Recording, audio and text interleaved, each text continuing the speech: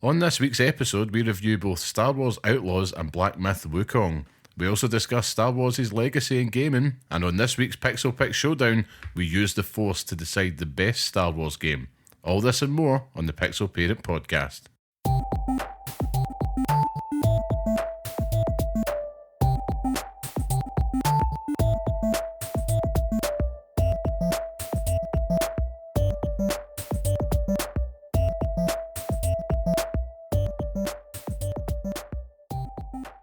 Hello and welcome to the next episode of the Pixel Parents Podcast, the show that discusses all things gaming from the perspective of parents. I am your host Liam Kelvin, and today I am of course joined by the bearded one, Scott, the Tastemaker Curry. How are we, Scott? I'm good. I've had a hell of a week.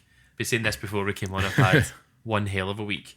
Yeah. Just add the tired one onto it, Scott, the tired one, Curry, because I am the there. Fatigued one. Oh, good grief. But we're getting there. You know, life continues and nobody stops for you. So it's been a hell of a week. My dog got laparoscopic surgery today. Oh, that's a word. That's a big word. And you'd never know. As I said to you before, never know. She ran into the house. So the doctors are saying she might be tired. She might feel sick. She might not eat anything. Ran straight to her bowl and ate all of her dinner. Like medical marvel. This dog, but she just lives up here. She does. She's just absolute, alpha.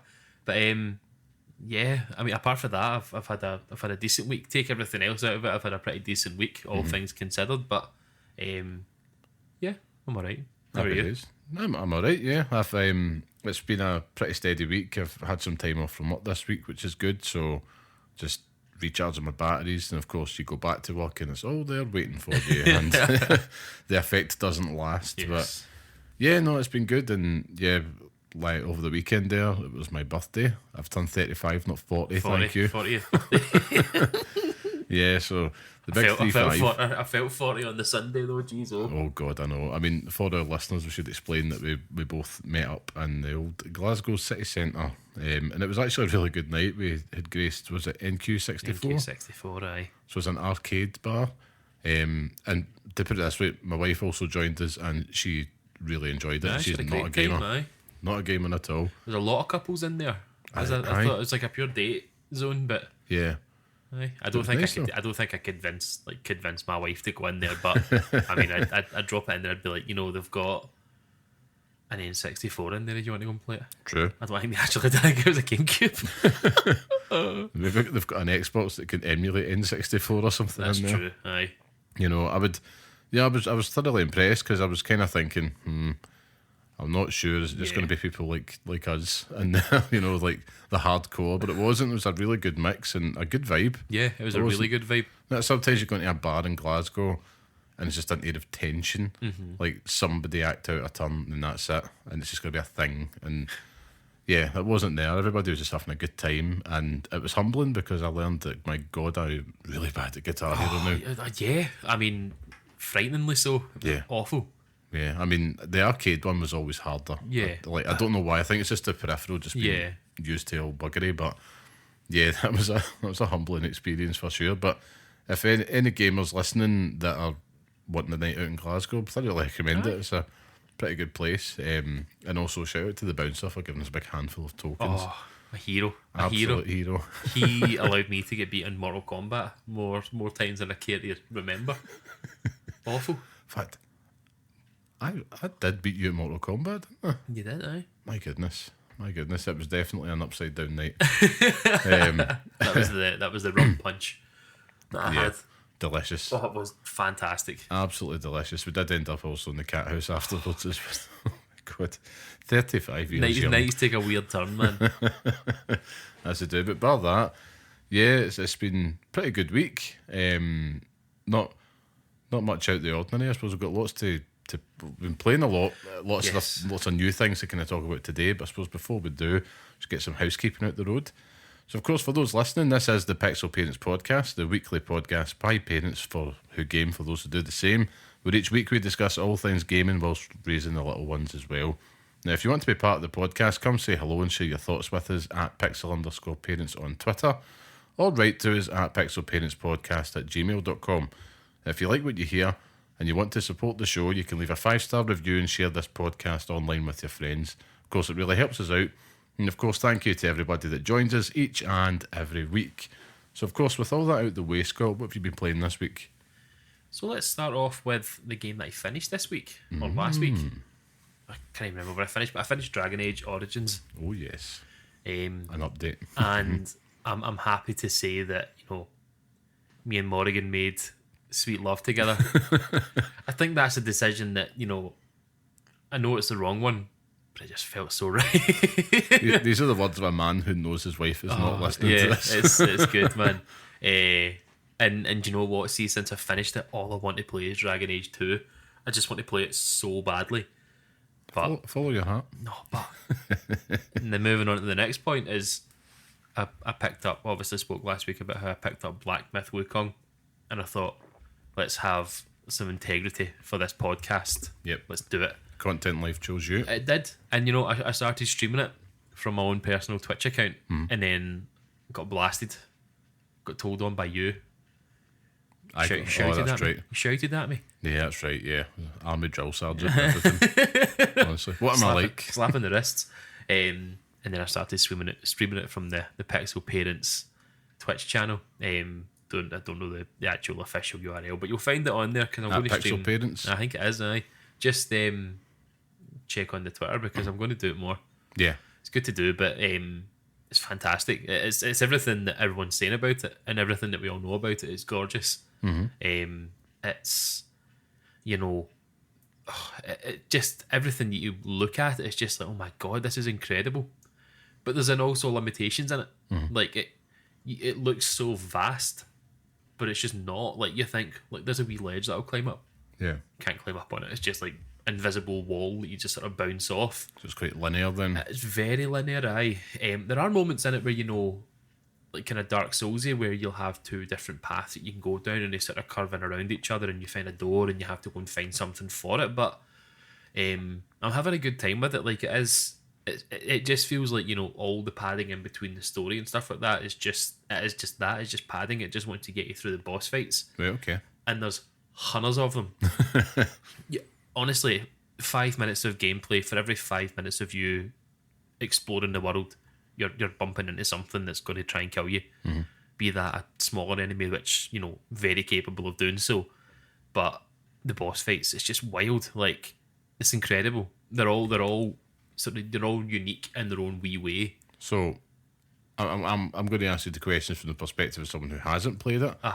Is it difficult? No. These bosses, no. No, it's initially they are, but they're very easy to read. And you get enough tools at your disposal. Like you start off, it's like the age-old kind of thing where you're this all-powerful, Sun Wukong character who has all the abilities in the world. You have a flying nimbus, you know what I mean? You've got the cloud, and then you get battered, and then you wake up and you have nothing. It's like, oh, strip it all away. Why don't you? Oh, that old chestnut. That's horrible. But you're basically making your way through fighting all these different characters and picking up different abilities. So that you've got different stances with your staff, so you can stand on it, or you can use it as like a spear to kind of push people away. You can kind of rod them away, and you also get like spells. You get different abilities. You can transform into different characters. You can summon characters to kind of do certain moves. So like there's a character at the very beginning that he does this big head splat, and it damages things, but it's there's enough tools there that if you can't beat them in the way that you want to beat them, you'll find a way. Like okay. You're always one spell away. There's a spell called like Immobilize, which just stops them in their tracks, and you're always going to get like a good light combo off of that.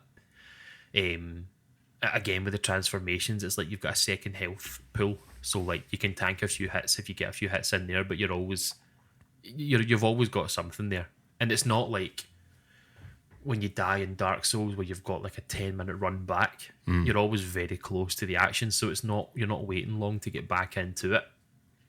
The only thing that I've not really played around with are like items or anything like that as well.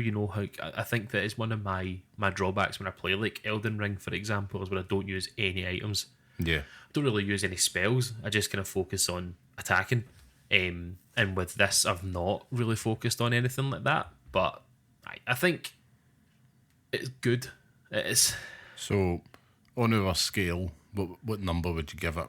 When I wrote these notes today, because I was thinking about it, because I wanted to try and leave it as late as possible, because I want to have it kind of up to date in my head. I gave it an 8. Okay. I think it is. I think it's a great game. I think that for a first foray into this, Chinese market, Chinese developer and stuff, it's just what they've managed to do is incredible. On the scale, like, I'd love to see it run on a PC. I'd love to walk past it and be like, oh my god. Yeah. Every single scene in that, when you walk into Curry's and you look at all the OLEDs and you're like, oh, that's it. Every single scene in it's like that. Right, okay. But I think that we'd mentioned that you spoke to me about it. You wanted to know how it ran on PS5 before sort of taking the jump, and it runs well. There are just moments where it does lag a wee bit. That's fine. It's like, it's forgivable. When you had I don't know if it's actually just my PS5 dying, but when you had like a PS2 and you'd hear it like loading, it would kind of jump. Oh god, it does that every so often. I see it. I think it's because I play it and put it on rest mode, then I come back and put it on rest mode again, but just restart the game. It's not game breaking or anything like that. Definitely not. But yeah, I think that the only issues that I have with it, it's just I need a map. I said this. There's no map, so chapter 2, you're dumped into this desert area, loads of sand, and loads of different branching paths. But I've got no idea if I've gone down path A, path B. You're lost very easily, and you can't. I'm not smart enough to keep note of it. You're running really fast and stuff, so it's well, especially if you're playing it in small sessions as well. It's tough, and you need to, if you rest at the bonfires, it's like incense things. If you rest at those, all the characters that you've killed come back to life. But see, if you're traveling to and from them, they don't. So you'll never know. I try and think, if I've not killed anyone here, then I've definitely not been here. Yeah. But it's if I've killed them all, then I'm goosed. If I've just ran through, then I forget it. So I don't like doing it. But there's been moments in it where I've been like, let's look at the IGN guide for it. Not for any help. It's just to know where I'm going next and what to do. Kind of using that as a map a little bit. Kind of a wee bit. Aye, there's online sort of interactive maps that people have created, which they're good for what they offer, but it's just tough to kind of get on board with it because you don't know what you're doing. I'm actually thinking about, there's a boss fight that I'm going back to tonight that I died on, and it was just like, oh my god, I just need this over with. It's cool though. That's the thing. Every single character and every single boss that you see is just that's cool. Yeah. I fought this massive tiger in a pool of blood, a massive swimming pool filled with blood. Wow. And it's just this is so weird, but I'm into it. I'm really into it. But I think that the variety in it is everything. You're not. It's not you're stuck doing the same thing. It's that you have to constantly change the way that you play it. And you obviously get your skill trees and stuff like that as well. You can upgrade your staff, you can upgrade your armor, you can kind of dress them up whatever way you want to. You've got different abilities and stuff like that you're constantly updating. So it's your game, you specifically, it's if you're playing Assassin's Creed Origins, for example, you've got 1 million different upgrade paths. It's like that, basically. Right, okay, yeah. And it's there's so many of them. Right, okay, it's overwhelming. But no, I think that it is, as I say, for a first go at it, it's wild how well they've done. And I'm buzzing to play it. That's the thing. I'm not turning it on and being like, oh my god, hurry up. It's not like playing Dragon's Dogma 2. It's just I'm playing this and I'm like, this is cool. And as I say, you're wee bursts, you're making a ton of progress. Yeah. And one wee thing to shout out is that I've not listened to any reviews or anything for it, because obviously I want to try and be untainted by it. But after you beat every chapter, you get a wee music video. All right. Right. I don't know why, but it gives you a wee story within the world. So chapter 1, it had this. It was art, hand drawn artwork, and it was moving and stuff, which was class. But chapter 2, after you beat that, you get a story made by wee wooden characters. Right. Okay. It's wee dolls. And it's Remember the TV show Okie Dokie? Yes. It's like them. It's like him. Right, okay. But it's like it details about how a man finds this wee wolf in a forest, and then he has dreams about like bad things happening and stuff like that because he rescued it. It's like, this is so weird. Like, and it doesn't. I don't know if it offers anything to the wider narrative, but it's like, it's really cool. It's just like, no idea why this is in here. Yeah. But it's like it's like a nice wee thing. And at the end of each chapter as well, you get this massive artwork, like massive, Chinese drawn artwork of the different things that you've done in that level. Oh, that's so it's cool. like you've beaten a boss, and it gives you this massive, this massive artwork of it happening. And it's like, and it tells you, like, it goes back and you can read it, and it tells you a wee story about it and stuff as well. It's like there's so much care and attention being put into this game that it's just wild. Like, it's fantastic. So I'd give it an 8 all day long, but the only thing not giving it like a 9 out of 10 is just, it is quite repetitive in terms of what you're doing. Like, I can't see, maybe this will change. I mean, talk to me in a week, 2 weeks time, but for now at least, nothing seems to be changing that I'm thinking like I'm going to have to completely change my whole mindset or moveset on what I'm doing here. It's just get in, do a light attack, get out. Yeah. Use triangle to build up the light attack things that you've got to, then do a heavy attack. It's just like, that's the constant minute to minute gameplay for me. But if that changes next week, it could be a 9. You know what I mean? Like, it might change everything that I'm doing. But so far, an 8 is a good score for it. I mean, it's definitely it's a fantastic game. And I'd also say that you would enjoy it because it's not difficult. Like, Elden Ring is hard, but you always find a way through it. With this, you're not going to be able to summon anything in or anyone in, but you could do it. Like, there's as I say, there's loads to do, and there's loads of sort of resources in it. The only thing I think it just brings itself down on is just navigating the world. Right, okay. Not having a map is really grinding my gears.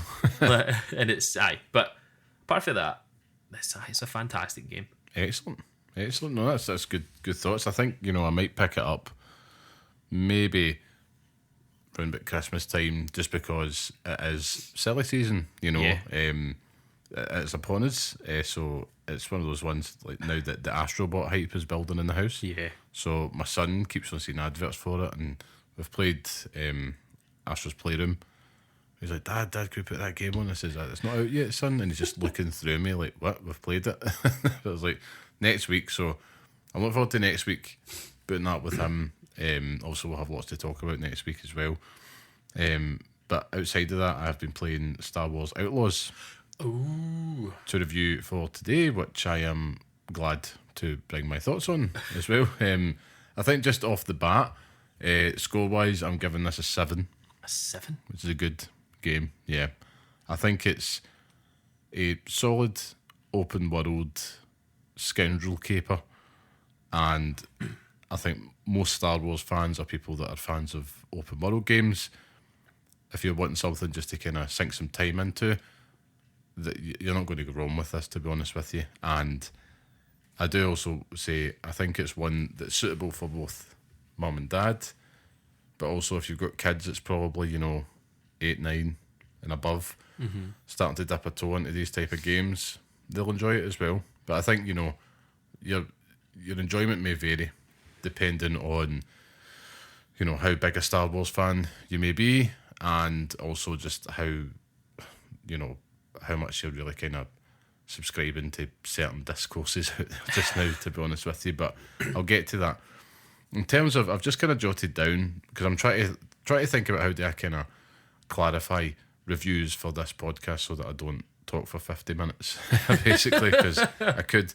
So, because if I don't do that, then I will just blather. But in terms of that, it definitely delivers. Starting with the things that I like, it definitely delivers on the experience of being a space scoundrel, a Han Solo type, effectively. It pretty much is a Han Solo simulator in that way.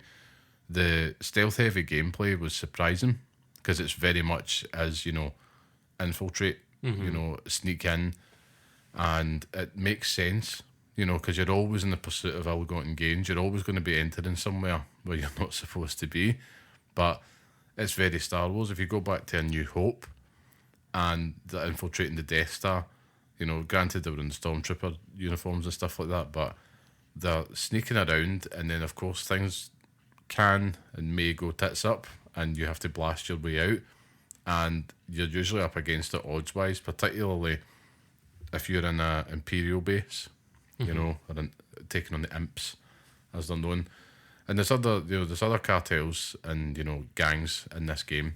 You've got the Hutts, obviously, as we all know. You've got Crimson Dawn, and you've got the Pikes, and another one which I won't mention, but they're all in there just now anyway. Other thing I think it gets big marks up on is the presentation. You know, it's immense. I think they've really done a fantastic job just making it look and feel like Star Wars. Like, I have to give a shout out to the font game here, Scott, because the font game is so strong in this game. Like, it is the best application of Star Wars branded font I have seen in a game or outside the films. It is impeccable. So good. But particularly things like the space travel. Yeah. So it always feels like Star Wars. So it was basically what I wanted from Starfield. When I played Starfield, I wanted my character to be this kind of scoundrel type anyway. And, you know, it's one of those ones like, yes, you're in the ship and it won't break. You could skip it if you want, but you're leaving the planet until you're in the orbit. And then you're doing the same when you're landing. And granted, there's a little bit of, you know, video game magic happening here. Just it's effectively a cutscene and running in game, but it's seamless and Right, it's okay. great because it's, you know, they're making the right choice of swelling the music up when you're doing it and all that. And again, just trying to make it feel part of the universe, which is good. The highlight of the game, though, I would say, is this reputation system that they've got within it. So, you know, I just love how it's always presenting you with choices to kind of gain or lose reputation with any of these gangs that I had mentioned. So, you know, you could get a contract for the Hutts, and, you know, right, you're thinking, right, I'm going to do this, and even though you're told from the outset, right, oh, your rep with, you know, the Pikes will go down, but will go up with the Hutts, and there's rewards tied to it all. Yeah. At the last minute, you could just get a curveball from someone saying, listen, I actually work for the Pikes, why don't we just double cross, and you get double the credits or something, but you're going to risk reputation and all that stuff. So it's a system that I think works so well in this context of it. Effectively, you're exploring the underbelly of Star Wars, the criminal world, effectively. If you had something like this in like a Grand Theft Auto, I was thinking it'd be fantastic. You know, just adding just a little extra dynamic sense around your choices, and it's just adding weight. Otherwise, you're kind of like, if it didn't have that reputation system, it would definitely be a 6. You know, that's definitely worth a point in its own. But for me, it just adds a little bit more to what you're doing. And some of the choices, I'm genuinely just sitting there like that. But how does it change moment to moment gameplay then? So like, So if I'm not in, you know, in tight with the Hutts, which I would be anyway, because of course I would be. But if I'm not in tight with them, like, no, I'm in tight with them. What happens? So they'll have like little districts within the open world areas, and if you enter any of them, so it could just be like a small base within a city, it could be a patch out in the open world. Depending on how bad your reputation is, they could either go from treating you suspicious and then effectively asking you to, they'll kick you out, or they'll shoot on sight. Right, okay. So it kind of makes these little things a little bit more dangerous. But on the other side, if your reputation's really good, you can literally just wander on up and just start taking things, and you know that's effectively yours, and you get discounts with merchants that they're associated with and all that. So it does all have there's a constant push-pull happening. How easy is it to change? So is this all side? Easy. Is this all side stuff? Everything. So the main quest and the side stuff, and there's a good, like, that's the other thing as well. Like, there's a lot you could do. Yeah. It's a note here, but without it being overwhelming, because like in any open world game, you pick your path. And people forget that's the whole point of these sandboxes. Like, you go do what you want to do. If you want to go do side quests first, or you want to mainline it, just there's no wrong way. I mean, don't get me wrong. I think at certain points, like, you get like intel for like little specialists that are effectively going to give you additional skills. They kind of act as the skill tree within the game, but you have to kind of act on the intel to find them. Then that presents like a little mission. Then you're kind of going to do other stuff for them. So it has been well thought out. There's been attention and care put in this so that it's not just a simple press the touchpad, Find where they over are. the tab, Not sure. and just Right. kind of build skill points. I like the way that That's it's cool. actually kind of seems more. you. It seems more natural. It is, and yeah. it kind of encourages, it encourages that exploration. It does. Like the one thing that, because listening to anyone review it, that kind of makes me think of when you had like the captains and stuff like that from like Assassin's Creed games recently, Yes, where you could go and you'd have to find them in the world and stuff. It's like that's cool because it adds more to it. Yeah, I mean, absolutely. I mean, I think if Ubisoft are a fan of kind of taking the best parts of their games and trying to blend them together, this is something I think would work so well within an Assassin's Creed, or even let's say Grand Theft Auto or something like that. Like it really does help me. Say something like that in the Sleeping Dogs. Man, yeah. oh my god, that would be fantastic. But I think as well, like you're constantly just given things to do. There's also like little cool mini games inserted. There's like an actual arcade game within it that you can play. It's kind of like Asteroids. You've also got Sabacc, which is the card-based game within the Star Wars universe, and it is so addictive. And it's at first I was thinking, oh Christ, I love a card mini game, right? Does it stand up to Queen's Blood? No, Queen's Blood's better. Queen's Blood, has my Gwent? heart. What about Gwent? I think Gwent is better, but it's good. Sabacc is good, but it's because it's effectively as close as they get to space poker. Right. Okay. So, and the problem is it's very based on like space hieroglyphs effectively. So you kind of have to constantly go back to the help until you've played a few rounds to really understand what you're looking for. But I mean, it's not like a half-ass mini game. They've Put a lot really of time into it. put a lot into this. And then the best thing is the lock picking. Like they've basically, you find crates or doors and you use your data spike, which main character KVS she uses as kind of like a hairpin, which is pretty cool. So she takes it out, and instead of it just being like, I don't know, like Starfield's type thing where you're just kind of moving the sticks, it's basically like Simon Says, and it's a rhythm game. So go deet deet deet, no, keep doing it, and you have to press R2 in time with it. So it's like a little rhythm game. So it becomes so addictive and it lasts seconds, but because you're constantly being presented with it, I'm actually like, yes, I get to pick this lock, It was kind of like the same feeling I felt like in Skyrim when I got really good at lock picking, but that, and as well, like the slicing system for hacking systems is just like a match symbol type thing. But see when you're saying this, right? I'm sorry to derail this, but what are we looking for? See when you lock pick in Skyrim, what am I actually looking for? Tension. So it's basically just the tension in the controller. You can So you can see it is there actually tension in the controller when I'm doing it? Yeah, so like if you press the left stick, right, to move the first bobby pin or whatever it is, then the second one, when you start to turn it, you start to see it shake, and if it's staying still, you're onto a winner, and then the more and more you go, and if you start to feel it shake in the controller, I just randomly place it and then try. I bet you pure like full press it. Of course I do. you know me. No, it's all about easing it. Nah. Easing it. But anyhow, it's that's fantastic. And as well, in terms of characters, I actually like KVS's character in it. To be honest, she actually is a good proxy for the player, and the journey that she goes on. I'm not going to give story spoilers here. It's a fairly straightforward Star Wars tale, which it has to be, I think, to be honest with you. Why? Just because I think if it starts to get too deep into the lore and all that, I mean, you see what happened with like the Acolyte and stuff like that. It just, I think for a scoundrel-based Star Wars story, it's bang on for what it needs to be. Right, okay. Something happens and you're then trying to undo that.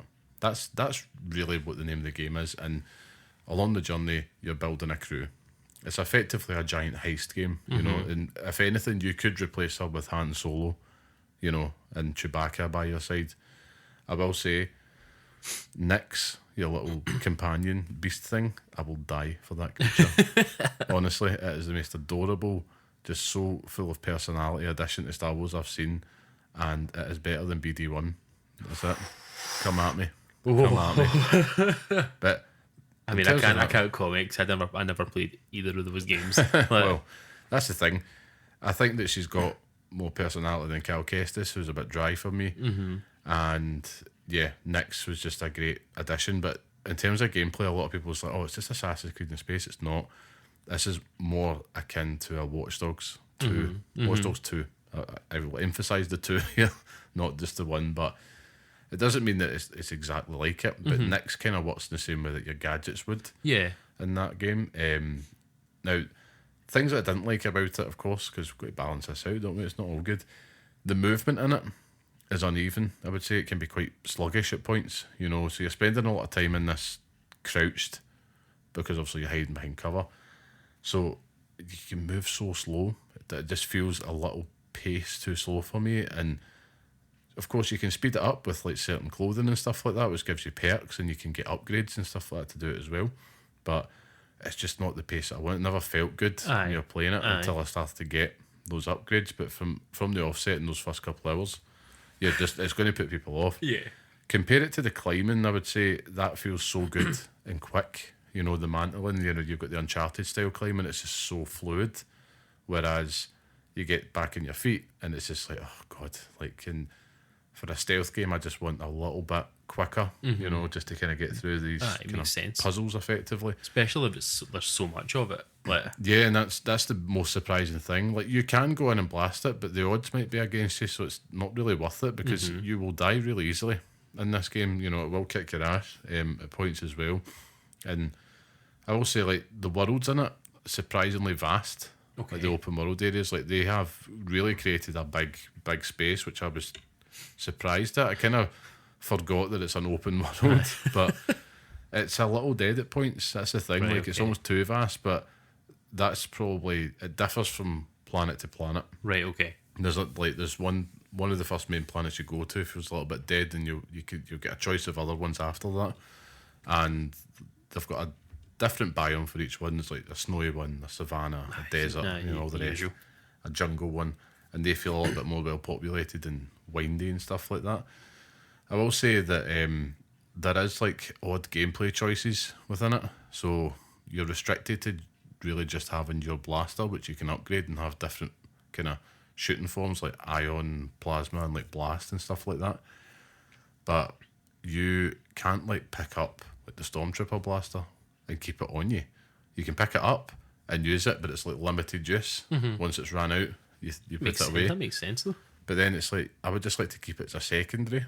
But it's just, I'm nitpicking here, but it's also things like, if you're in the middle of a fight and then you have to climb, you'll automatically drop it and climb. Right, you know, so it doesn't just like kind of holster it and then climb and stuff like that. Or if you're moving from one arena to the next, it's just, when you're playing it, it makes more sense. You're kind of like, that would have been good to kind of take that in. So if you've got like a sniper rifle, you know, I'm always like, better keep that just in case, you know. But no, you can't do that. And the same with the kind of, it just felt like a bit of an enemy, a missed opportunity, I would say. And there was some restrictions as well with the speeders. Like, you're restricted to your speeder. You can't pick up anything else, you know. So it just seems bizarre, doesn't it? Like, just for the open world side, and especially as like, I'm asking like why that seems weird, but it makes total sense to be able to pick up other guns as a you know, as a rogue. Yeah, that's that would be like peak rogue. Exactly. But maybe they don't want it to be like, you know, Grand Theft Auto in space. And this is where I think they may have shot themselves in the foot with this. So it's the first open world Star Wars game, and it's like that carries with it some certain expectations, you know. And also, I will say, I mentioned it before, the opening hours, they felt slow to me. First couple of hours, I would say. It takes time for you to get into the game rhythm, I would say. But I definitely enjoyed it the more and more time that I'm spending in the world, which is good because you're obviously growing in power and you're growing with the kind of rhythm of the gameplay. Like, do you think there's something to say about the fact that you are, you know, the Ubisoft fanboy at this table? Like, I'm not saying in a way like, you know, you're biased. No, not at all. I it's think just could someone off the street pick this up and be like, that's a damn good game? You know what I mean? I wouldn't say it's a damn. I'd say it's a good game. I'd say give it 7, which is good in our scale because there's been a lot of crap online, and I was a bit apprehensive before I went on because I'm like, oh God, this is going to be a mess, and I'm like, it's not there. Yeah. Like, I will say it, cards on the table. I think if this game had a male protagonist and it wasn't Star Wars right now, you would not see this kind of camp. My TikTok's just been filled with just all this bullshit, like in the lead up to the game, of people who aren't influencers just kind of sharing a clip saying 100 million for this. And it's like, they want the two of them talking or something. Kind of a bit Trump there, but it's just, I'm always on the opinion, you judge it for what it is and what it's not, and this is a 7 out of 10. I think there's been a lot of, listen, it's subjective. It's only my opinion. But a lot of the opinion carries a lot. Like a lot of the opinion that we're seeing from people, it carries a lot of weight behind it. 100%. It's like, you know, I don't know. I want to get into an argument of. I'll put it this way: this isn't a controversial game. It's a very, very straightforward open world caper. I think that people have unrealistic expectations of what this should have been. But look at Ubisoft's track record. Like, well, that's what I want to get to. And look at the games that they've made. It's like, how could you have seen it being anything else but this? I think I might have said this before. I've written my notes here, like just to kind of sum it up. The Star Wars Outlaws, I would say, it's a solid open world adventure, right? And if you're someone that enjoys those style of games, you'll like Outlaws. That's it. Okay. So it's not reinventing the wheel. It's not changing the genre. But what is? But does it have like, to? Does it have to? Nothing does that now, Aye. right? And this is what is starting to piss me off a little bit about it. And it's not about corporate apologists. You know, it's like I've played the muck out there as well. Like I've played Far Cry New Dawn and all that shit. You know what I mean? It's like Far Cry 5. I've played all the crap, but it's like, you know, looking at it again, what it is, Solid 7. Your mileage, of course, is going to differ if you subscribe to it's a Ubisoft game. That term being a valid critique. I think that is, or whether you think it is or it isn't, lazy critique. I could use that. We could use that for any game. Yeah. Like Call of Duty's coming out, and it's an Activision game. Yeah. You know what I mean? Or Elden Ring, it's a From Software game. There's Yeah. ones that are Zelda. Yeah. It's fucking Nintendo game. That's what happens. Yeah. You will experience tropes, and certain developers will always put that in there. I do not see that when you've got like Atlas releasing another game and it's just fucking more Persona. But instead of people just being like, it's another Atlas game, it's ignored. It's true. Completely It is ignored. true. Because you have Aye. tropes within genres. If Ubisoft will tend to make that style of open world game. But I assure you there's a loud majority out there which is basically saying it's a Ubisoft, and I'm like, that's not telling me Yeah, anything. it's not. That's. If I want to it's know lazy. if it's bad, I want to know, is it broken? Is the gameplay crap? All that stuff, and I'm playing this and I'm looking for it. I'm like, there's nothing here outside of it not ascending to the greatness level, the 8s, the 9s, the 10s, you know. I have played much worse games than this. Yeah. Easily. And in terms of the bugs and stuff like that, it has only presented it once to me. And it wasn't even a These bug. things happen though. Like, give it a week, 2 weeks, and it's sorted. Do you know what I mean? Like, bugs happen in every game. Exactly. And it's always the case. If you want to buy a game day one, buyer beware, that's going to happen. Yeah. Right? So that's on you. It's your money. You do you. As I think we talked about that a few months ago, but I think for me, they're not helping themselves by controlling the narrative. And the thing is, there shouldn't be controversy. I've seen like the meme going around with KVS's face, and I'm like, right, when's that cutscene going to happen? Didn't happen. And it's alerting me. I'm like, man, none of you fuckers ever seen a girl with cheekbones before? Because that's literally the only crime. Has anyone ever seen a face? Like, it's just like characters can look different. I mean, have you seen patches in every single Dark Souls game? It's like, let's just recreate John Joe Shelby in game form. It's like, listen, like it was the whole issue with Mary Jane and Spider-Man 2. It's like people just like to moan. It's just people find reason to moan about everything. But there's always the same. And it's always a female character. Yeah. And a relatively large IP. And unfortunately, the echo chamber, I think, does respond to that. Now, that being said, if you're someone that hasn't played open world games, or maybe it's not your jam, you're probably not going to find a lot to enjoy in Star Wars Outlaws. So if you're feeling that fatigue, don't buy it. Yeah. That's all I would say, because this is not going to give you anything different. It's going to give you that straight down the middle kind of open world expectations. It's not going to be, it's not the same as Assassin's Creed. It's not that vast. It's not got that fluidity. A little bit more Watch Dogs, I would say. And if you're fancying a Star Wars game, go for it. You know what I mean? I think like it's pretty cool and refreshing to not play the Jedi. That's what I was going to say. You know, it's nice to see a different take on it. Yeah. a different take on something, because it is. I'm Jedi'd out, you know. Like, yeah, me it's too. why can't anyone else in the Star Wars universe? Because I'm not familiar with the wider universe, right? I mean, the Phantom Menace I'm going to is change that in this show. the Phantom Menace is the best Star Wars movie, and I'll fight every single person that tells me otherwise. See, this relaxes me because I'm tired. I'm not going to be the bad guy in this show now. I'm tired.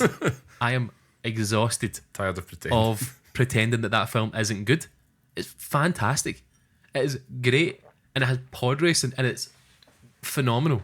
Yeah, The only thing it doesn't have, and I think this is right, is Hayden Christensen yet. That's right. Yeah. He's not in it yet. See if I had him, 10 out of 10. Yeah. Even better. But what I'm trying to get at is, has anyone else that is not Jedi ever held a lightsaber? Yeah. Whom? Finn. Right, but for like 30 seconds. And Yeah. then he's like, there's like, oh, is he or is he not? It's just like, I mean, I suppose technically you could.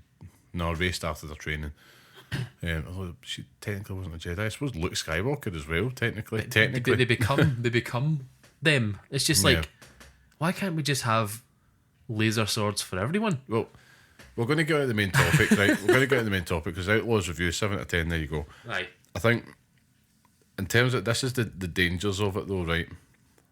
If you bow to the vocal minority in the Star Wars context, you will get Rise of Skywalker, which is a pandering Game. pile It's a of good dog film. shit. It's a good film. It's terrible. It's so bad, and it's because they were afraid of taking it down a path that offered something a little bit different. There was somebody that got it bang on the head. It was like, see, if the Empire Strikes Back came out now, right, and all we had is A New Hope, the internet would be aflame.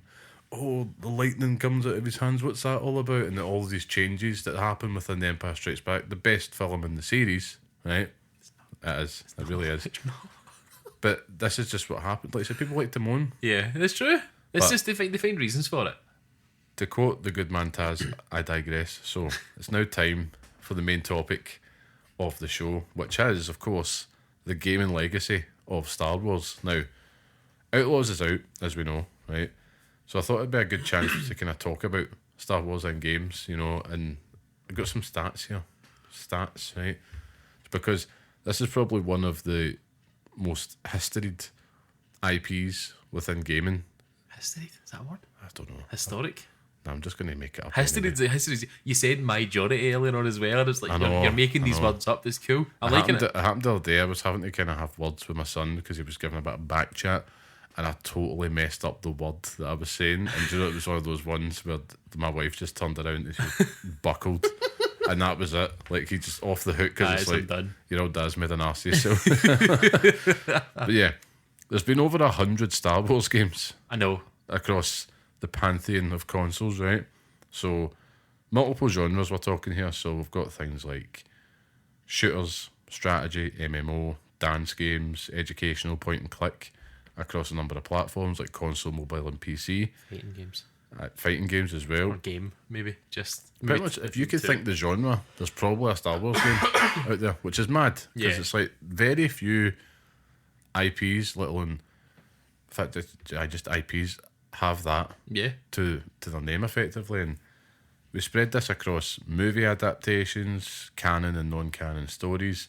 First Star Wars game in 1982, so that was The Empire Strikes Back for the Atari 2600 and the television, and since then it's just been an absolute explosion. Like, the demand for Star Wars and video games, it just seems to go together, you know, fits like a glove, as they say. And, you know, I know I just like to chuck these I things to know. make you laugh. But I mean, obviously, so it started being developed via licensing Yeah. to other companies. Then they had the LucasArts era where they wanted to get more creative control, kind of control that narrative and have a more canon approach to it. Things like the Shadows of the Empire project and stuff like that. And then since the Disney purchase, the games were then briefly resigned to, well, the games all before that were then non-canon. So they've now under the Star Wars Legends label. Then EA, as you remember, briefly had that exclusivity deal, which didn't really go to plan, we could say. But again, we can touch on that in a minute. But then since 2021, LucasArts have then opened up those partnerships with other developers to create Star Wars games, and that's why we're sitting talking about Outlaws today. As they should. You know, so to kick things off, you know, if you could summarise, even though like you're probably not the big Star Wars nerd here, as you would say, but what makes a good Star Wars game? Like what's the for me? What's the ingredients in this dish? The secret sauce for me. Yeah. Oof. And even for you, or just for me, generally, just for me. No, even just for me, it has to have. I don't even need a story. Mm-hmm. I just need to have interesting gameplay. Like some of my favorite Star Wars games are arcadey as all hell. Oh god, yeah. It's like that's the era of Star Wars games that I love.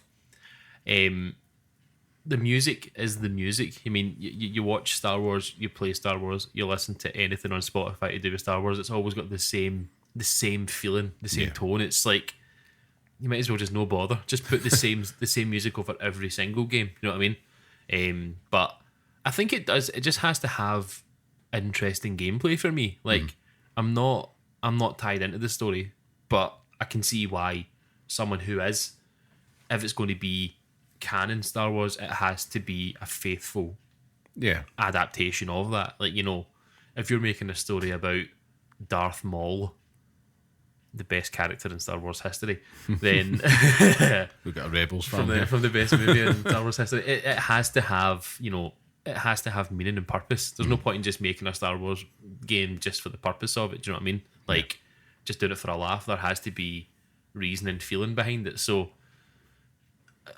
I don't know. It's difficult because it's not a series of games that I have a lot of love and history with. To be honest with you, it's just there's periods of time where I can remember playing them, and like, you know, Vader in Soul Calibur, that was a big moment. Yoda in Soul Calibur was a massive moment.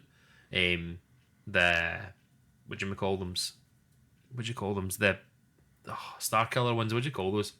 The Force Unleashed. Yeah. Those ones, like playing that the beginning of that game where you're just walking through as Vader, just taking everyone out. It's like, just make this the game. I could do this for hours, but it's just if you're going to make it about the Jedi, you either go canon and make it, you know, camp is all hell, story based, fantastic, or if you go down that route of fantastical Jedi, it has to be mental. Like, it just has to be class and daft. But I'm interested to see what you think. What makes a good Star Wars game? Because you know, I got notes. Man's got notes. You'll have already developed it. I know. Well, I've really broke it down into, like, I thought about it like I mentioned, like a dish, you know, for the secret sauce. Right. I think I looked at it as what I think needs to be there to make a good Star Wars game. Might not have them all, but they should tick most of the boxes. Jar Jar Binks in there. No, sadly not. He's the end of his bush. But for me, I think what makes a good Star Wars game, it has to have an interesting character. Yeah. You know, just someone... Only one character? Or characters, but at least someone that you can really resonate or attach yourself to in some way, shape or form, you know. And for that, I think it needs to have stakes. So they have to have something to lose or gain, not meaty stakes. I was like, you're making a dish here, so delicious. No, it has to have some stakes. You know, there has to be something to lose or gain with it, a little bit of jeopardy within Star Wars. There needs to be that power fantasy. So, you know, the Jedi using the Force, you know, having some, you know, mad skills, whether it is like, I'm good at flying a spaceship or something like that. You have to have something there because that kind of goes hand in hand. You know, it's, for leading into the fantasy inspiration behind it, that's really it. It needs to obviously have, as you mentioned, the movie quality, the faithfulness, you know, so with the look, the feel, the kind of grainy 70s kind of trashy vibe of it all, it needs to be there, which all of the great ones kind of do. Yeah. Even like the older ones where they were kind of limited graphically, still managed to get something across. That. Aye, yeah. And of course, I think spaceships need to be part of it. You know, in some way, shape or form, whether you're travelling in a cutscene or just it's shown in the background dropping off stormtroopers, or you're piloting it, even better. That's part of the DNA. And then finally, as you said, of course, the authentic music. It has to have those themes coming through from the Williams score. It has to be there, some way, shape or form, or at least playing on the motifs. You know what I mean? That's what we're wanting. So what you've just said there is pretty much every single Star Wars game. Like, what makes a good one? No, it's but like it's just like all of them seem to have that. Do you know what I mean? So what makes one better than the other? well, there's ones that probably don't have it all. You Right, know, okay. you might not have the interesting character, might have a lack of stakes. You know, you need some steaks. I've got to eat. It doesn't have the power fantasy. You know, it doesn't have the spaceships. It doesn't have the movie quality faithfulness because some of them don't really get it right. What was it? It was Star Wars. It was on the PlayStation. I downloaded it in PlayStation Plus recently. Oh, what do you call that again? So Rebel Alliance, Rebel Assault, Rebel Assault. Rebel Assault 2, I think it was. And I remember playing that as a kid, just kind of thinking, I'll take that 'cause it's Star Wars. But then you go back and it's just terrible. It feels like a Star Wars B movie. It plays like a Star Wars B movie, but it's like, nah, this ain't that, Chief. And the greats have kind of got all of them nailed in some capacity. You know, some cases bang on. I think the ones that, as I mentioned, like didn't do well probably lacked in one of these elements, was let it down because it's not easy to get right because you're kind of restricted by the IP. I was going to say in it's some difficult because you know there's only so many times you can have a Jedi story that's just like it's ultimately it's the same stuff. Yeah. Like, Well- what is the other take to that? Do you know what I mean? Like, If I give you an example of a bad one, right? The EA Star Wars Battlefront, right? And I would say that was because Battlefront 2 did everything better, Yeah. and it finally delivered, but it still wasn't great. But the first one, the reason why is just because it just lacked, I think, that power fantasy part of it because it gave you it and it took it away. It's like you got the hero upgrade. Remember, everybody's fighting to go Yeah, Luke or yeah. Darth Vader. Then you're just chibbed. And you're just brought down by somebody with a blaster in 2 seconds. that's You're true, like, aye. I'm Darth Vader. I'm Aye. supposed to be able to block this. I should be going this guy for at least 5 minutes. Just absolutely, terrifying addition. Something in the end game of a round, and then it just became silly. And Battlefront 2 went the other way because it just like you could just do hero battles and stuff like that a lot more, and they added so many ones to it, like going General Grievous with That's what I was like gonna spinning say. blades. It was so good. Count Dooku in that. I think he is, yeah. Aye, I'm here for Count Dooku. I like all the weird characters in Star Wars. Yeah. Like I don't really subscribe to the Obi-Wan hype, or I'm not a big fan of Luke. I'm always I'm with you in that. Like Luke was never my favourite No. character. I found it would be a bit whiny. My favourite was always Han Solo in the films, but I think I'm going to drop some truth bombs. There's a fly kicking about here if you can know, hear it on the it's mic. so annoying. But I actually don't, right? And I think this is the reason why I'm not very excited about Indiana Jones. I don't actually like Harrison Ford. Like, God, choking on a drink here. I don't enjoy anything that he does. Ever. Do you know what I mean? Like, Well, I mean, teach their own. it's just I Count Dooku he's king, and Palpatine, obviously. Of course. And you know what? The best thing that Star Wars ever done was Mace Windu. Mace Windu deserved more. Yeah, I think he definitely did because he was cool. Obviously, Samuel L. Jackson getting to pick his own lightsaber and all that. It's Like, so cool. It just made no sense. It's you had ones like I think those characters do better though, as we saw from some of the expanded content recently in games and films and TV. It's better to leave it in imagination, like Boba Fett. Yeah. Like the Book of Boba Fett series just wasn't that great, and then the Mandalorian has done the opposite. Yeah. He's so much more cooler than what Boba Fett could have been. Mm-hmm. Which But that's may be controversial. It's the same but thing. Boba It's the Fett same did thing hee-haw. with the Fallout TV show, though. It's stories within the universe. It's not. You need to stop thinking about these characters. It's like the good thing about Outlaws is it's creating a universe. I've never played it. No idea what happens in it, but it's creating a universe around this one character that you might not have ties to. I mean, You might not have ties to like the whole story, but it's Yeah. like it's touching upon it. Do you know what I mean? Yeah, I mean, it's set place between Empire and Return of the Jedi, so there is callbacks to some films, Aye. but it's not bogging you down. Yeah, the it's same way. just that's how you do it though. It's that you tie it into stuff like that because if you want to make a game about Luke Skywalker, like you're just going to have to recreate all of the films. Like just go through a whole story of that. And do you know what, for a long time, Star Wars games were really dedicated to doing that. Yeah. If we go through kind of like, I want to kind of go through our kind of past experiences, trip through memory lane with Star Wars games, right? because there's a lot. I'll let you take over. It's actually one of the very few, probably maybe the only, next to Mario or Sonic or something, that I can remember playing at every stage in my gaming hobby life. There's very few games that can do that. Yeah, I see what you mean. Well. Yeah, like there's always periods in my life where I have been playing A Star Wars. a Star Wars game. Exactly. So Maybe the PS2. Not likely. No, you will have, because I've got one said you will have played. If you tell me the names, I need to look at them because I will forget. First one I remember playing was Super Star Wars on the SNES, right? I was playing that at my cousin's house all the time. Yes. And it was mind blowing. Even though I was absolutely dug meat at it. Like, a lot of good memories playing that.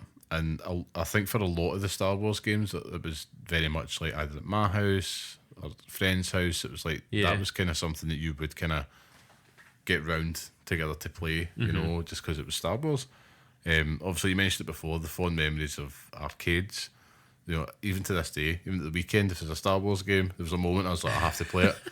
And it's just one of those ones, like, it always has Hoth. Yeah, always has Hoth. Always has Hoth. Always so much fun, and usually a nightmare as well. There's that Star Wars arcade we played, Star Wars Trilogy arcade, and it always has the kind of Darth Vader, Luke Skywalker fight. You know what I mean? It's like, that looks so cool. I can still remember seeing that as a kid, like, oh my god.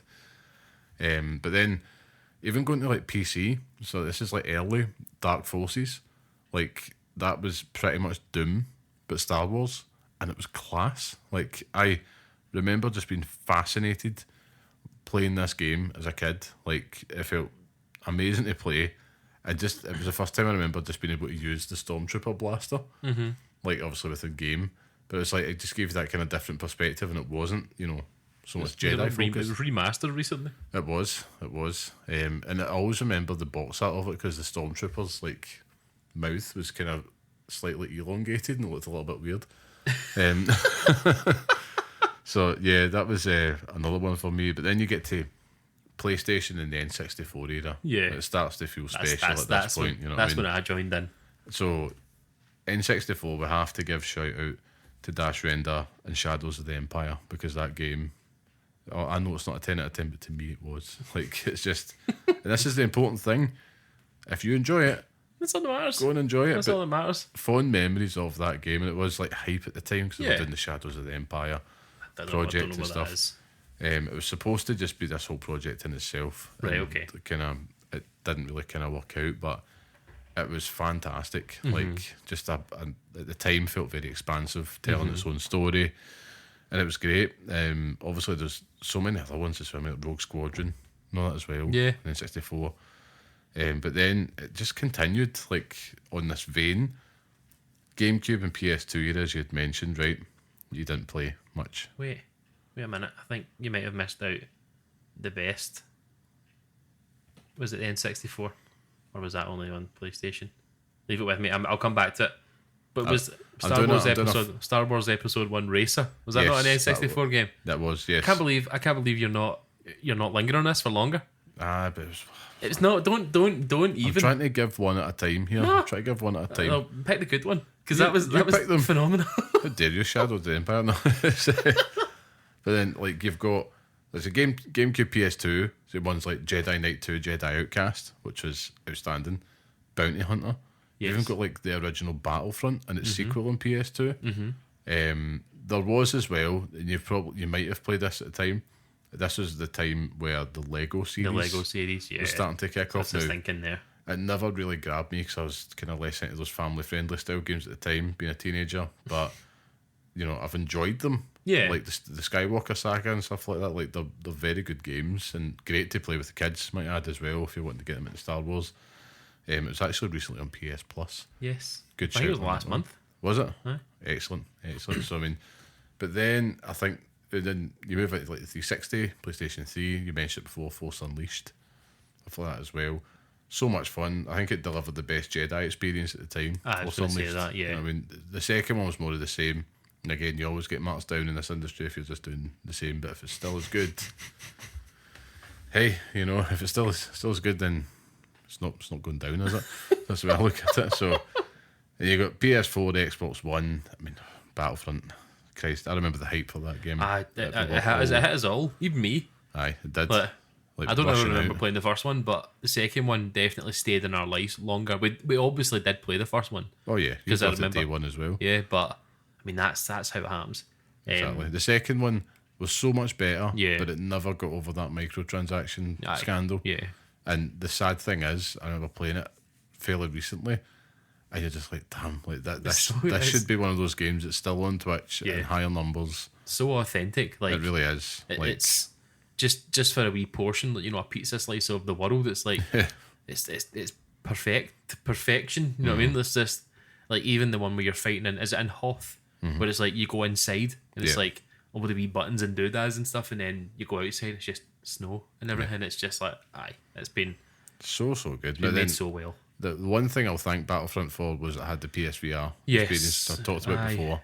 That like Squadrons or something like that, isn't No, it? that was a game that came after. The VR experience was just like a standalone, Aye. very small Sat experience. in it. And you sat in the cockpit of the X-Wing, PSVR headset on. I was welling up because it was like dream come true, honestly. And they did it so well. It was like you mentioned, it had all the doodads and all Aye. that around it, and you're like, that. This is amazing. And then Squadrons, of course, came out. Yep. Squadrons was class, but it was a lot more in depth than I've Yeah. expected. It's also sort of kind of specialist. It very much like- was. It's like I don't want to play an entire game of flying planes in Battlefield. Do you know what I mean? Like And it had you had to get good at Yeah. handling it, you Yeah. know. And if dogfighting games aren't your thing, this isn't going to be yours, eh? But of course, then you're getting to the other ones like Jedi Fallen Order and Survivor, which were superb. And obviously, they started to say, some would say, build a new hope for Star Wars games at that point. Things were indeed getting better. I had to. You can't deny this, but to kind of put it all together, like it's one of the longest IPs in gaming. We've went through like a very flyby tour of kind of some highlights along the way. Then you've got like the movie tie-in games and all Yeah. that stuff as well. Shout out to episode 3 in PlayStation 2. That was a class, that game. Even things like Jedi power battles and stuff like that as well. Just thinking that episode myself. but Yeah. it's one of those very rare IPs that really does bring families together still to this day. So it's like if you were young and you were playing those games, you remember being excited about it as a kid. And yeah, there's probably a lot of them are like 6 out of 10 games or whatever, but it's because you're getting to Aye. relive Is there still that same level of interest now though? So like No. so we're obviously talking about, you know, the good old days of this where you could release, you know, these kind of games, but there's not enough interest now in Star Wars where people are like, I'm aching for a new Star Wars game. Do you know what I mean? It's just like this Star Wars Outlaws thing is just like it's not created by any hype in the whole Star Wars system. It's just like it's a game based on this. Do you know what I mean? Like, at least I don't know. It just kind of seems like it's a franchise that needs a shot in the arm. But the TV shows and stuff, like we were talking about it a few weeks ago, actually, where talking about kind of TV shows and games and whatever, right? Star Wars is primed for, you know, if someone wants to try and do it, a blast of a movie. Like it needs one good movie to start a trilogy, which is going to be, you know, whatever it's going to be, right? That creates the buzz around Star Wars, and maybe Outlaws is an 8 or a 9 because they're starting to build off of stuff like that. Do you know what I mean? Like, there's just no love for Star Wars at the moment because you're saying the Acolyte isn't great. not. Haven't watched it. Even if you could have done it when The Mandalorian came out. Do you know what I mean? Like, We need a Mandalorian game. it's just it's so ripe for it. It's just Put it this way, if Outlaws had featured the Mandalorians, the KVS wouldn't have half this stuff yeah, for now. it'd be fine. And that's a problem for It's me. just it's a big problem that's happening. it's tough though because it is. If this was a game not tied into the Star Wars universe, it would have done worse. Anyway, but the fact that it's tied into a universe that's not thriving at the moment, it's a hard sell. It's one of those ones like Star Wars was never meant to be an IP. We went through like Yeah. 35 years of gaming. Yeah. Well, in fact, longer than that. I think nearly 40 plus years of gaming. So when you were history born then. there. Aye, exactly. The year I was born. We've went through all this, and it's a generational thing, Yeah. Star Wars, but it's it was never designed to be overexposed, and gaming was probably one of the rare exceptions where it could be, because it's additive. It's a very specific, like, here, play about in this universe. Yeah. The keyword being play. Yeah. Now, it's different. It's like, we're now going to present you a story that you have to watch, listen to. And, you know, think about how long, almost, what was it, 25 years, that the legacy of those films carried on 3 films. Then the prequel trilogy came, and it started already to get diminished. And it did, though. I mean, I love the prequel trilogy. Now we're at this point now where enough time has passed, people are like, oh, they were great. They were great. But you went through the early 2000s. I know what you mean. I know. Well, these things are like, this is the worst thing I've ever seen. It's true. That's what happens, because it's no long. The problem with it being generational is when new stuff comes out, it's not your Star Wars. And that's the big thing I think that it can't get away from. Yeah. It's not like, I don't even know what other series. Every series is doing that when they're dipping into the well of the kind of nostalgia, kind of let's bring back the old 70-year-old actor again type thing. Every major IP has probably been guilty of it at some point, and you're fair enough, because it's a cheap thrill. You know, it does the job. I've obviously marked out for these things in films as well, but I do think that the future of it, I think, could lie in games. And if they took their foot off the gas, stop making the TV shows, stop the films, and give it, I'm talking like a good 15, 20-year break, let a generation go without Star Wars, and then you get the pop. Remember when The Force Awakens came out, and a generation had passed? Yeah, it's true. 2005 to what, 2014? But or it 15? promised, but that you're talking about a film that, you know, it promised Han Solo in it. Do you know what I mean? Like, that would happen. But that's the That would thing, happen. is that, so now we have 15 years pass, and it's like the screen cuts to black, and you hear Rey talking. It's like, all right, okay. I mean, they have to get. I mean, maybe put it this way, right? It's just, If they did a film tomorrow on Star Wars, right, episode 10, right, Rey's Day Out, and it's one of those ones that, like you said, they announced that tomorrow and it's coming out next year. I could not imagine the level of Trump branded bullshit that would come at that film. yeah, it's true. But if you did the exact same thing in 10, 15 years' time, nowhere near it. Because this thing that's happening just now online is over. Yeah. Like, it's one of those things, like, it's a generational problem, and it's going to get a generational response just now. Whereas, if they wanted to explore, so say you are Kathleen Kennedy, you're working at Disney and Lucasfilm, and it's up to you. It's like, right, we want to make Rey a big thing now, right? We think we've got a good story. I would honestly be like that. Let's just make a game about it. Let's just make a game and then not take the same amount of heat as you would with the wider populace. Because I don't think it works. I don't think a it bad does. example. I think that it's a franchise now that it needs to go away. it needs to. You're right. It does. It needs to go away. But it's too good to let it go. Do you know what I mean? Like, there's so much there, and there's so much around it, and like so much identity that people will be like, you could build off that. Like, let's make. In my head, this whole conversation ends with us going, so what if we had to make a Star Wars game? How do we make it good?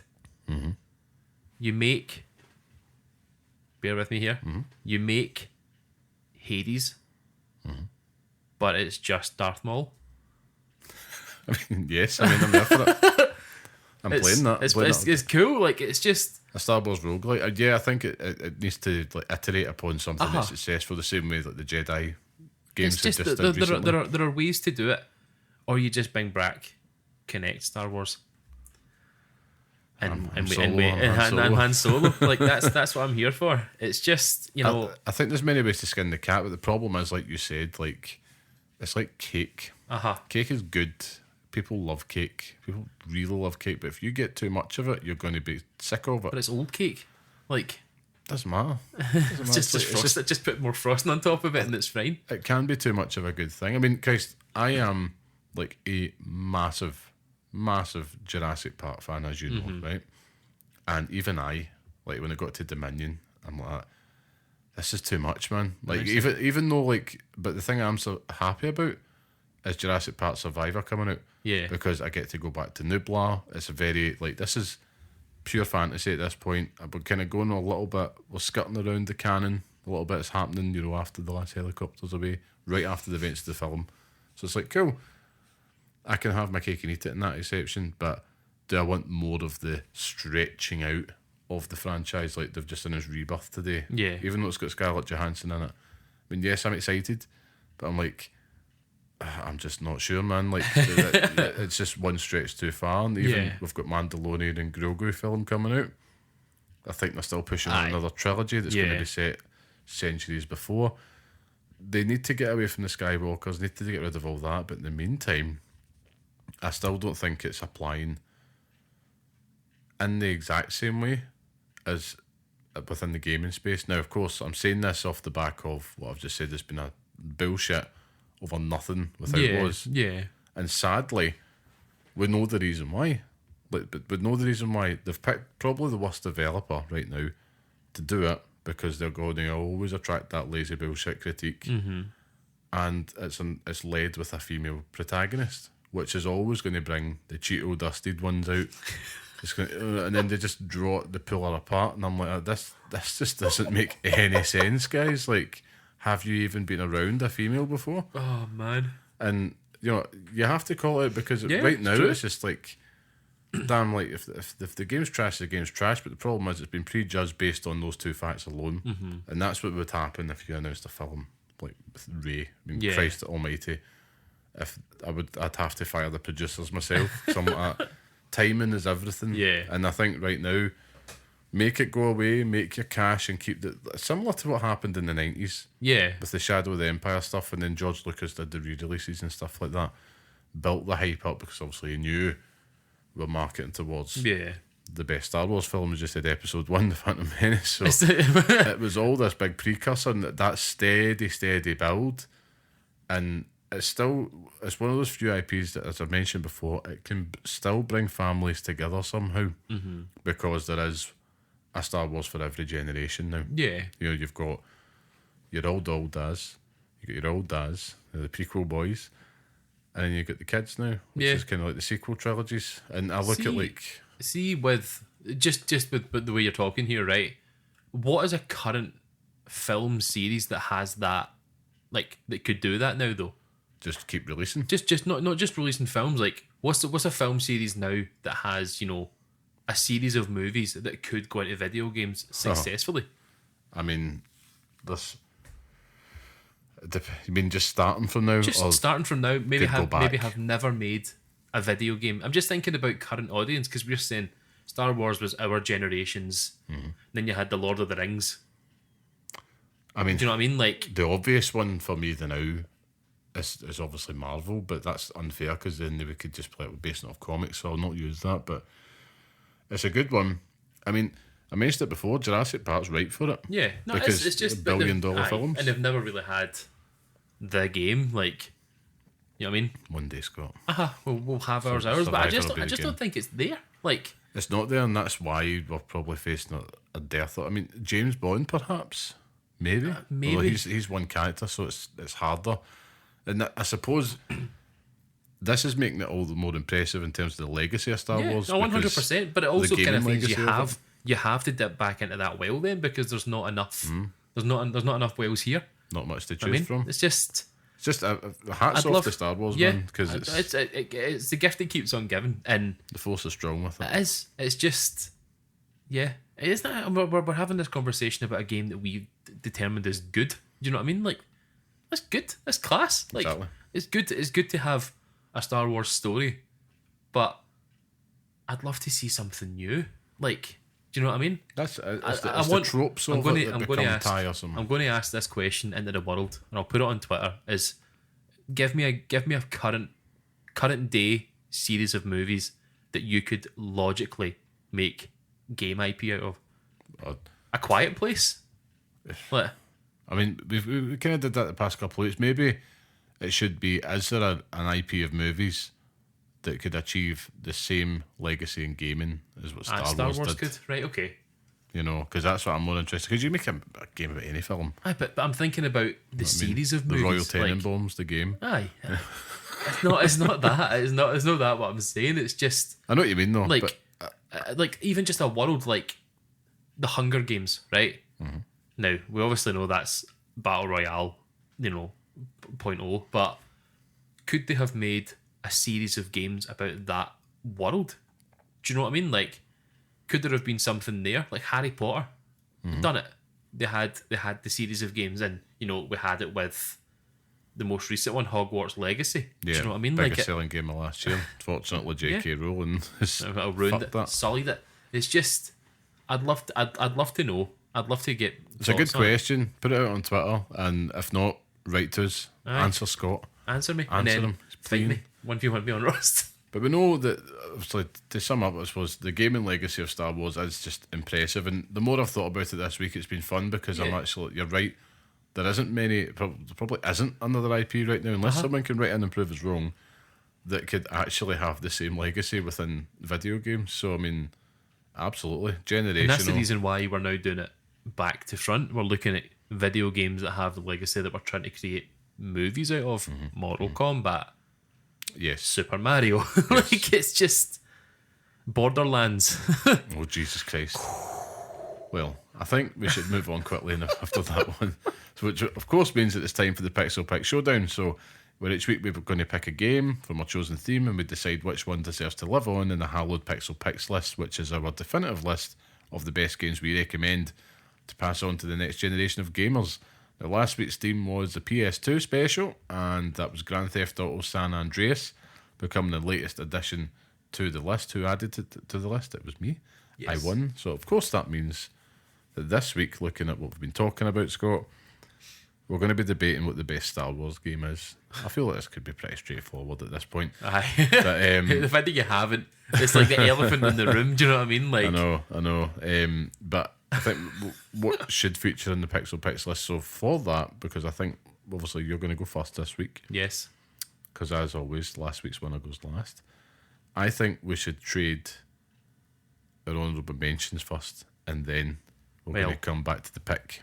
I'd like to do that. You don't have one, but I don't have one because I have one game from the Star Wars series that every single time I think of a Star Wars game, it is the only game I think of. Okay, well, I'll give you my honourable mention. We'll change it up. Aye. Right, Why then? Because I think my pick will be the same, but we'll see. So my honourable mention for the best Star Wars game is actually Star Wars Jedi Fallen Order. Okay. Whilst Survivor expands on it, and it may technically be a better game, I use that term loosely because that engine is buckling under its weight. But I think Fallen Order is a better Star Wars game. Yeah. I'll get into it, but it just felt more in tow with the universe. It hit those iconic beats better than Survivor, which I think kind of strayed a bit too much. And I think it kind of has that, it lacked the same look and feel of Star Wars as what Fallen Order did. It felt like so much more ingrained. And I think the Empire has a lot to do with that because they're a bigger presence. But I think it just delivered that ultimate Jedi power fantasy, and it made it challenging instead of just senseless slicing, but obviously being inspired by the Souls games. Yeah. Which was a great decision, I thought. Plus that decision to make it more Metroidvania. It was inspired. So, I mean, all those things together, bravo. You know, it has to get an honourable mention from me. There might be some people ripping their hair out. It's like, but Survivor was better. And it's like, but is it a better Star Wars game? That's the question. I mean, from what I've played of it, it's completely Star Wars. I mean, the opening of it, it's phenomenal. Standing. Like, I've played it about 4 times, that opening, because, you know, I've started and not finished it, but it's great. I think I just never jibed with it because I didn't enjoy the moment-to-moment gameplay of it, and the way that it runs is weird, and I don't really like, it's kind of floaty in a wee bit, like it kind of bothers me, but it's a fantastic game. Should also add both those games, Fallen Order and Survivor, probably had at least triple the amount of bugs and the experience of playing at launch than what Outlaws did, and it got a fucking whisper of the criticism. But anyway, I digress. So your main pick, Scott, just go for it. You get it. You go to go first. Taking over now. back in my younger years, I was, and I've spoken about this before, me and my next door neighbour played games every day. And I'm not even exaggerating. I'd go over his house and we'd play something for a few hours. It was a done thing. Then we'd maybe go out. And he had this game. Now, no idea where it came from, how he got it, why he got it, because we'd never ever even watched Star Wars. But this was the entry into the series, and it was the reason why I started to watch the films. And you mentioned it earlier, the PS1 game, and it was Jedi Power Battles. Okay. We've got different picks. That's good. It is not the best Star Wars game. I know it's not, but it's your best Star Wars game. It's my favourite Star Wars game. Yeah. Like, having the ability to choose these characters and just the way that it played. Like, it's so, as I say, it's so arcadey. Like, it's just go in and just have fun. Like, you could take it seriously if you wanted to. You can play it in co-op. It's just even the moment in it where you take over the wee car. Like, you drive that big tank and you can just shoot things. It's like, this makes no sense. But I'm here for it. Like, it's just excellent. And it does everything that games in that era did well, where you complete it with a certain character and you unlock a certain character. Like, I think if you completed the game with Qui-Gon Jinn, you'd unlock Darth Maul. Yeah. And that moment where you've done that, it's like, it's here. Here we go. It's here. I'm in for it now. I actually had to look it up today because I've not thought about it in years. But the minute I saw the notes for today's episode, I was like, let me actually think about Star Wars games that I've played. And this is the one that genuinely I could say I sunk most hours into. Yeah. That or Episode 1 Racer on the N64, because what a game that was. That's probably the honourable mention, to be honest with you. Well, fair enough. Yeah. It doesn't do anything particularly well, but it captures the whole feeling of the pod racing syndicate and the Phantom Menace. Like, it captures that whole thing. I had no idea how to play it. Back in the day, I maybe rented it, but the time that I had with it was beautiful. Yeah, and maybe it's telling that most of my favourite games are around Episode 1 based, because it's the best movie in the Star Wars genre. Well, that's good because it's teed it up nicely. So my pick isn't the same. It's a no-brainer. It's a no-brainer. If you don't say the game that I'm thinking in my head, I'll fly kick this table. Say Tony Hawk's Pro Skater. No, it's Darth Maul. No, this one is a no-brainer. It is Star Wars: Knights of the Old Republic. Thank God they said it. It just had to be. There's a reason for it. It's a no-brainer. Easily the best Star Wars game out there. Setting it thousands of years before the movies. It felt unique and special for that. It was offering you something that you didn't see at the time. Not just a rerun of the films and the events of it are set within the movie event timeline. When did it come out? 2002, 2002, 2003. Might be 2003 actually, but I'll check that. But yeah, if you're a Star Wars nerd, this was fried gold, and if you weren't, this made you one. Even to this day. What fried gold? Yeah, it's made you fried gold. No, it made you a Star Wars nerd. Again, to this day, it's not just the best Star Wars game, but it's also one of the best RPGs of all time. Like BioWare, I just cooked with this game. Oh, 100%. Yeah, and from vast adventure-filled areas, of course, the characters they're going to stay with you. Plus, the story, of course, really subverting expectations. I'm not going to obviously go into it because it's been covered time and time again. But enough said, And plus, they're so good they're remaking it, or so they say. I'd love to say that it's a game that I have sunk many hours into. My first experience with it was on the Nintendo Switch last year. Yeah. I think I was looking on sales. You know how sometimes you just go online to look on what's on sale. On there I saw it for like $5, and I was like, right, okay, barrier to entry isn't that bad. So I picked it up and I played it until we got to the main hub area in the first place, where you kind of walk through all the bars and you meet the girl in the bar and whatever. And then we all went down. We went down a lift and started, we got dressed up, and then we went through this area.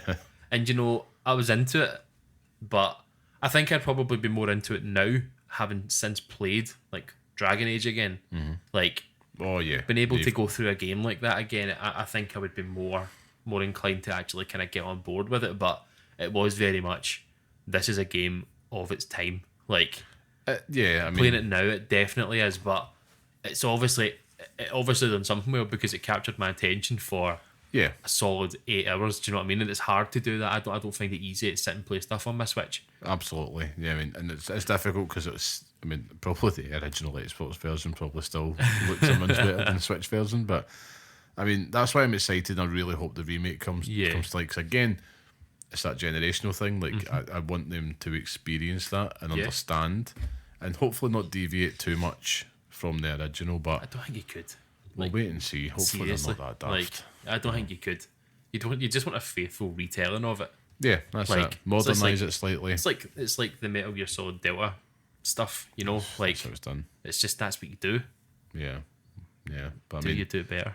I think this one is this another no-brainer. See me, my strategy. You've got to start taking my strategy with the low-hanging. It's not. Do you know? I would have said that it would have easily have been on my list, but I've just not got enough experience to make the point about it. Fair enough. It's like me coming on here, you saying what's the best. I don't know. What's the best Tony Hawk game? No, what's the best JRPG? What's the best I won that JRPG? week. Oh, you did win that week. But it's just, I don't think about it in terms of what's the best in general. I think about personally, But what would it be for me? And that, in terms of, passing it down, if I'm passing that to my children in the future, Jedi Power Battles, they would have a better time with it. Depends what age you are.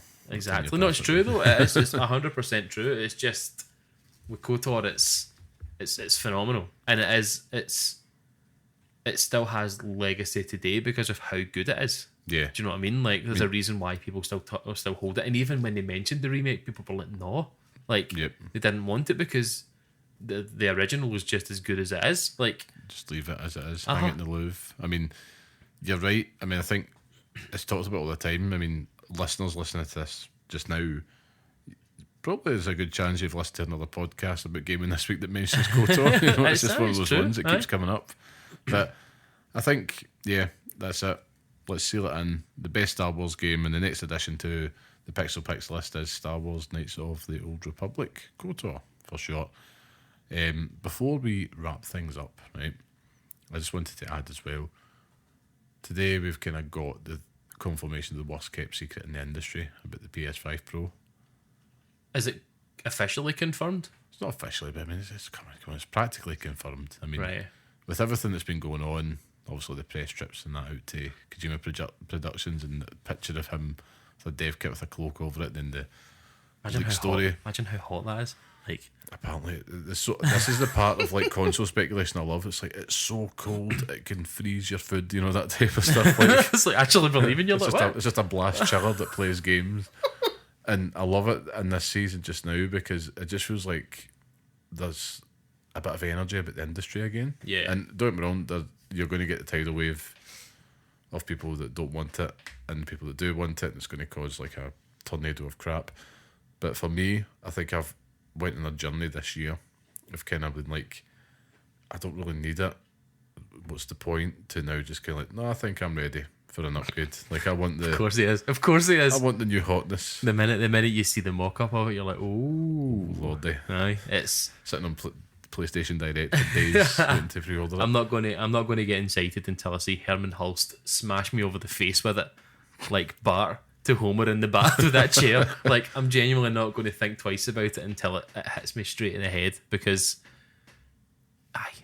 well, we will have more on it as the weeks go on. I hope that there is a disc version, because that's is concerning me, because £100 on top of it, a disc drive could be a deal breaker, but we shall see. But I just wanted to just put that in there before we wrap things up this week. But of course, Scott, that brings us to the end of this week's podcast. It's been a pleasure, as always. Thank you once again, everybody, for joining us. And if you like what you hear and enjoy the podcast, just leave us a wee 5-star review. And of course, it helps us out, makes a massive difference. That, of course, means that it's test time for Scott. Where can we find you online? Oh, God. Llama Man 91. He's I getting tried to open my phone about 5 minutes ago so I could check it. Honestly, it's terrible. I have no memory of anything. Well, like he mentioned as well, this man will be streaming on the Pixel Parents Twitch account at Pixel Parents. So go and join him. Go check out how he's getting on with Black Myth Wukong. Give him some tips on the maps, you name it.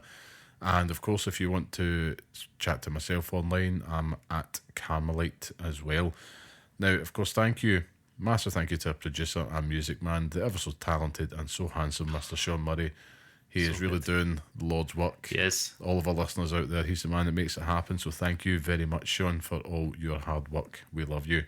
And of course, you can listen to the next episode on all major podcast platforms and follow us on Twitter at Pixel_Parents.